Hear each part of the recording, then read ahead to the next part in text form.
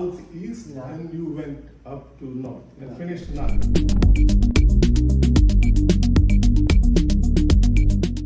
Thank you for talking to us as we observe the anniversary of Operation Sindoor. Operation Sindoor was an operation against the roots of terrorism and the sources of terror attacks on India. In 2025, April on 22nd, there was a heinous terrorist attack on a tourist place called Pahalgam in Jammu and Kashmir. 26 Indian tourists were killed by the terrorists after ascertaining their identity, and most of those killed were Hindu. This was an attack on the communal harmony of India. And as a befitting response, our Prime Minister, Mr. Narendra Modi, decided to undertake Operation Sindoor. And on 7th May, our defense forces struck 9 terror camps across the border, across the western border, across the line of control on the western side. And we made it clear that this was an attack on the terrorists. And the terror infrastructure there, including the terror camps, was destroyed. And we told our neighbor that this was not an attack on their defense infrastructure. But we also said that if there is an escalation, then we will not hesitate to climb the escalation ladder. There was an escalation, and between 7th and 10th May, there were attempts made by our neighbor through drones, missiles, aircraft. But we intercepted all of them. We managed to vanquish our adversary, who was forced to seek ceasefire on 10th of May. But we made it very clear that Operation Sindoor is not paused on 12th May, but it's paused but not stopped. Because Operation Sindoor was an action against terrorism, and it underlined that whenever there is a terrorist attack on India, there will be a consequence. The sources will be destroyed and action will be taken. For some time, there has been some kind of a blackmail of the nuclear reaction. So the purpose was to make it clear that the nuclear blackmail will not work, and we will act against terror attacks in all cases on our own terms. And we also made it clear that we do not seek any mediation from anyone. We are self-sufficient to handle such threats. And as our Prime Minister has said, Operation Sindoor is not over, it is on pause, and we are ready for all eventualities.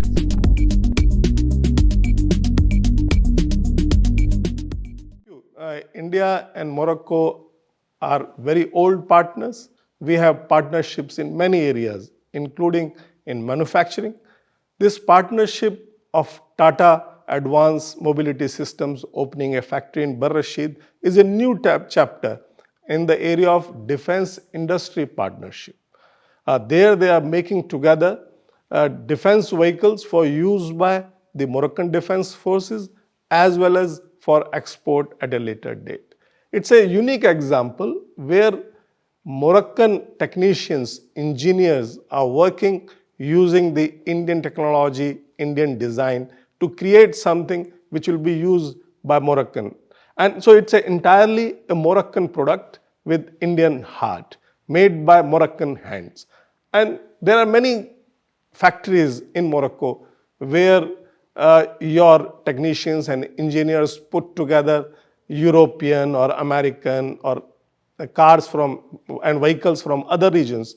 But there is no place where they are fully involved to the extent as they are in Tata Motors factory. So this is, I would say, a new example, a new beginning. And it is important to take this to different areas, including in defense industry manufacture, but also manufacturing of auto vehicles.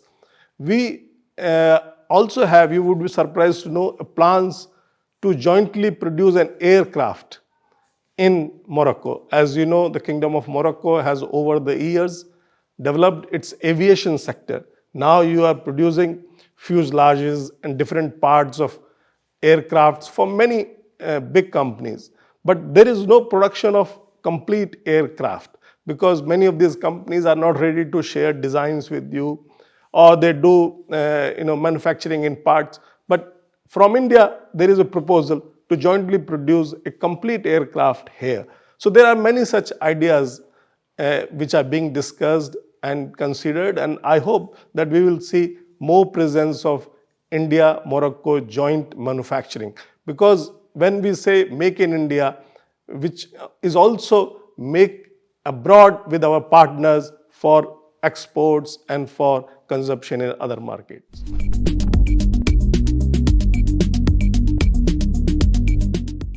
India is known as pharmacy of the world, as you have mentioned, because it has been partnering with almost all continents. And today we meet the requirement of medicine and pharmaceuticals in several continents, including Africa, Latin America, Europe, North America, and our part of the world in Asia. During the pandemic, India was one of the countries which shared its vaccines with other parts of the world. And we provided these vaccines to our partners in Africa. A case in this regard is that Morocco bought almost 7 million vaccine doses manufactured in India. That also helped Morocco to meet its vaccination targets. And we want to take this relationship forward. So today we have two of our big pharmaceutical companies manufacturing their products in the Kingdom of Morocco. So we hope to have more such examples, more such Indian companies working together, because here in Morocco you have excellent infrastructure for manufacturing, and we can develop pharmaceutical manufacturing together for addressing the international markets. Hantavirus is a new arrival in the series of such attacks of viruses and bacteria and other microbes. And I think together we can create medicines, vaccines, and whatever things that need to counter this new danger.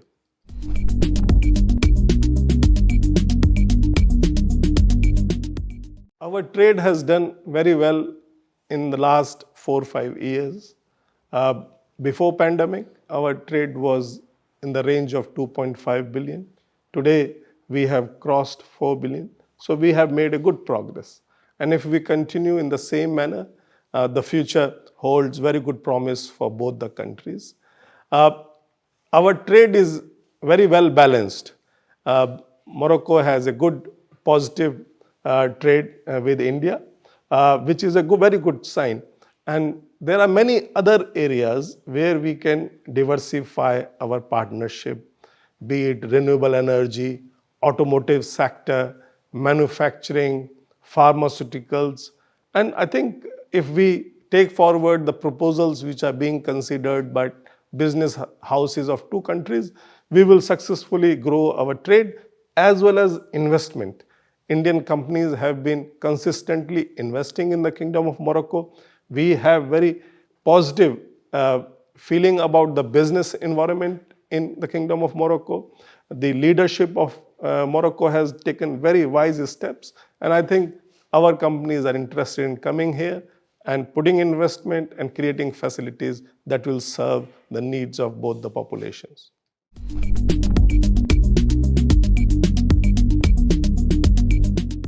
India has free trade agreement with many large trade groups or regional groups in the world.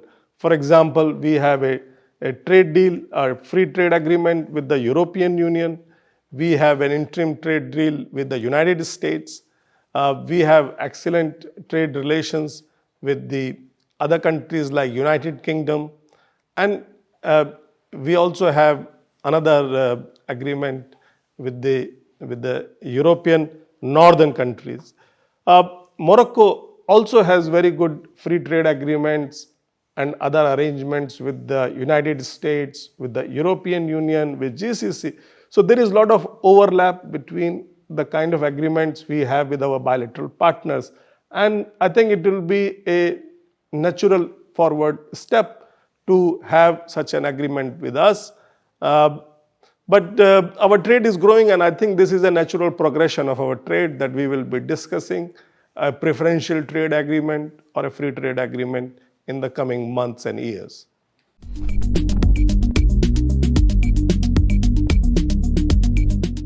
Number of passengers between our countries is increasing. Indians love to take their tourism holidays in Kingdom of Morocco, and there are so many of them who are coming to Marrakesh, to Fez, Meknes. So I think there is a great potential for tourism, and the main mode we can grow this tourism between us is by direct flights. So I think there are many proposals being considered by airlines on both sides to have direct flights, and we will hopefully see such flights soon as the number of the tourists is growing. Last year it was almost 45,000 Indian tourists that came, and I think the Moroccan authorities are making plans to have around 100,000 tourists this year, and it will definitely make a very good sense to have direct flight between our countries.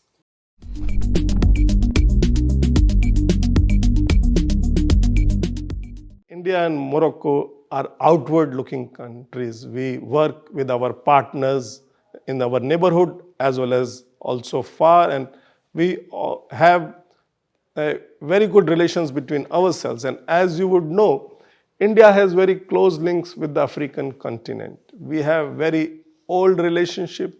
These relations are based on we are neighbors across the Indian Ocean, and this relationship which we have is based on equality, on partnership, on working for development in each other's country. And India has invested large sums of money in various projects in Africa, and we are very keen to ensure that these projects bring prosperity to the people of African countries. We believe in working in partnership, but also with mutual respect and equality, and based on the needs of the populations.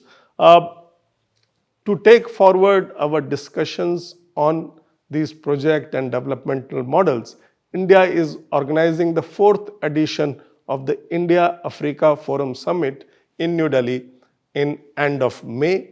This is a summit which will bring together the heads of the states and heads of government from all African countries to India, and we will discuss the various proposals for development.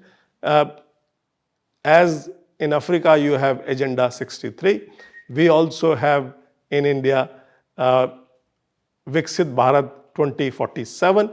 So there is a close alignment between our goals, and we will be discussing on the platform of India-Africa Summit how we can work with each other more closely and more focused way to take forward the developmental needs of two major partners, India and Africa. ما تنساش تشترك في القناة وتفعل الجرس باش يوصلك جديد الفيديوهات من هسبريس.